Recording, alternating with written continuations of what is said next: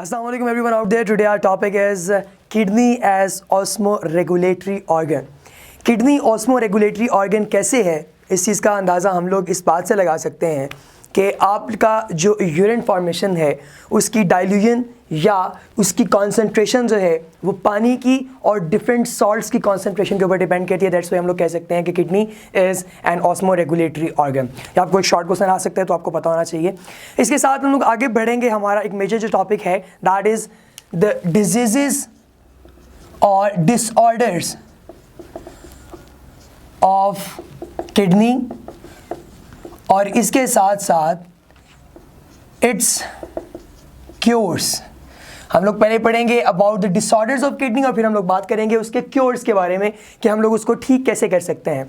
First of all हम लोग ये देखते हैं कि एक नॉर्मल जो बीमारी हम लोगों के सामने अक्सर उससे हमारा वास्ता पड़ता रहता है that is kidney stone.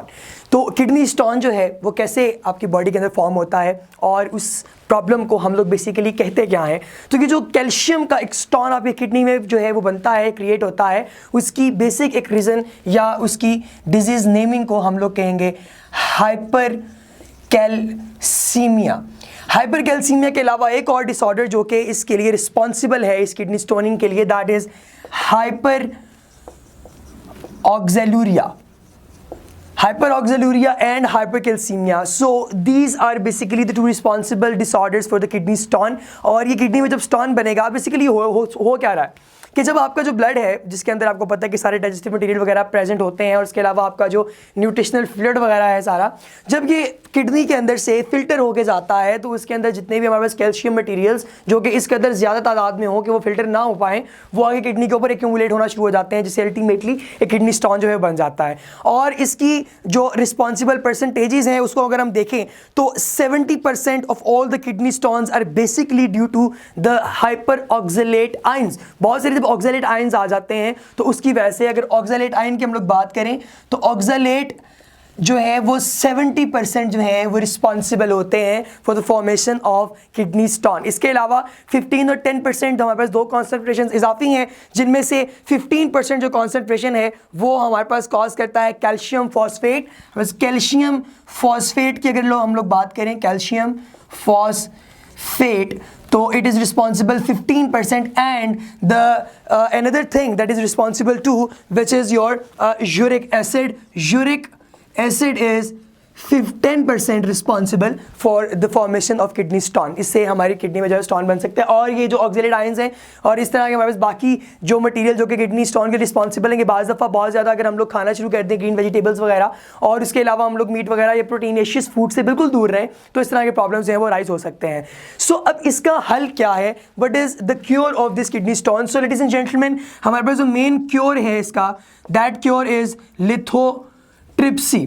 This is basically lithotripsy is basically एक नॉन सर्जिकल मेथड है. जिस नॉन सर्जिकल मेथड में क्या होएगा कि आपकी बॉडी के ऊपर जो है वो फास्ट मूविंग जो है वो रेडिएशंस हैं फॉल करवाई जाएंगी और उन रेस के फॉल होने से क्या होगा अल्टीमेटली जो आपकी किडनी के अंदर स्टोन है दैट वुड बी डिस्ट्रक्टेड और वो अल्टीमेटली यूरिन के जरिए जो है बॉडी से बाहर निकल आएगा. So this is lithotripsy in simple words और आपको शॉर्ट क्वेश्चन में आ सकता है.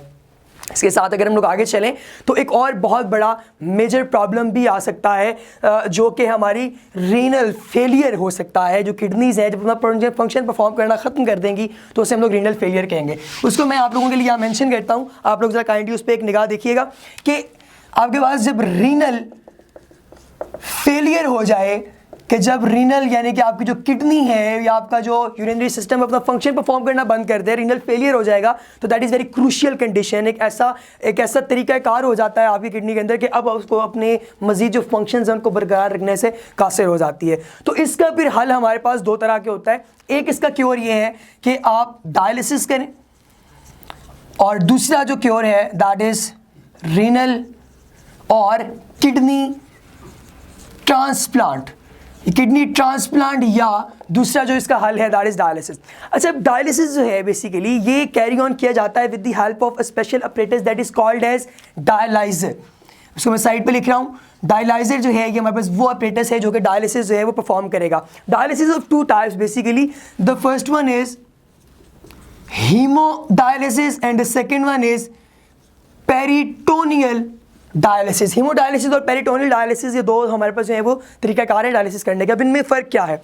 हीमोडायलिसिस के अंदर हम लोग यूँ करते हैं कि आपकी बॉडी के जो फ्लूइड्स हैं जितने भी, जिनको हम लोगों ने क्लीन करना है, उसमें ब्लड आ जाता है, बाकी जो बॉडी के फ्लूइड्स हैं उनको हम लोग आपकी बॉडी से निकालते हैं। कैथेटर जो है वो बॉडी के अंदर जो है उसे इंजेस्ट करवा दिया जाता है और वो जैसे ही उसके अंदर से पूरी चीज़ों को सक करके लेके आता है डायलाइजर के पास, डायलाइजर उसको क्लीन करता है और एक साइड से ब्लड बाहर निकल रहा है, दूसरी साइड से ब्लड आपकी बॉडी में वापस एंटर हो रहा है। इस तरह से डायलिसिस जो है वो किया जाता है।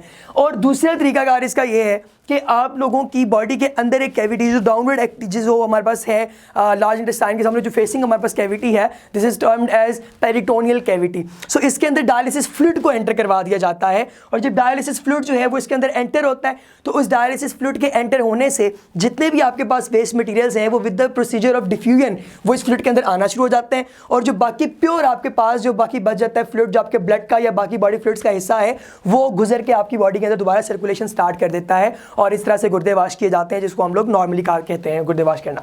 और अगर इस तरह से ना हो, यानी अगर आपके डायलिसिस से आपको फ़ायदा नहीं हो रहा और जो कंडीशन है वो इतनी सीवियर या इतनी क्रूशियल हो चुकी है कि अब उसका और कोई हल नहीं बचा, तो फिर लास्ट जो हमारे पास ऑप्शन है दैट इज़ रीनल और किडनी ट्रांसप्लांट। और इसके अंदर हम लोग क्या करेंगे, हम एक डोनर की किडनी लेंगे और उस डोनर की किडनी को हम अपने इस पेशेंट की किडनी के साथ ट्रांसप्लांट करेंगे। और इससे पहले जो मुख्तलिफ टेस्ट आपको पता है जो परफॉर्म किए जाते हैं कि क्या वो किडनी से मैच कर रही है या नहीं, या उस किडनी के अंदर कोई और प्रॉब्लम तो नहीं है, या इस तरह के बाकी मसाइल जो है हम सबको डिस्कस करके इवेंचुअली तो हम लोग जो है वो किडनी को ट्रांसप्लांट करते हैं और ट्रांसप्लांट करने के बाद ये किडनी जो है वो दोबारा अपनी फंक्शनिंग परफॉर्म करना शुरू कर देती है। और इसके अलावा एक और चीज़ आपको याद रखनी पड़ेगी कि दो हमारे पास किडनीज मौजूद है आपकी बॉडी के अंदर, यानी कि पेयर ऑफ किडनीज। तो उसमें से अगर एक किडनी भी प्रेजेंट है तो उससे भी बॉडी की फंक्शनिंग जो है वो परफॉर्म हो रही है। लेकिन अगर हमारे पास दोनों ही किडनीज अपना फंक्शन परफॉर्म करना छोड़ दें देन आपके पास किडनी ट्रांसप्लांट के अलावा कोई और ऑप्शन नहीं बचता। So this was all about the disorders of kidney and their cure. If you have any kind of question, you can mail us. Thank you so much, ladies and gentlemen.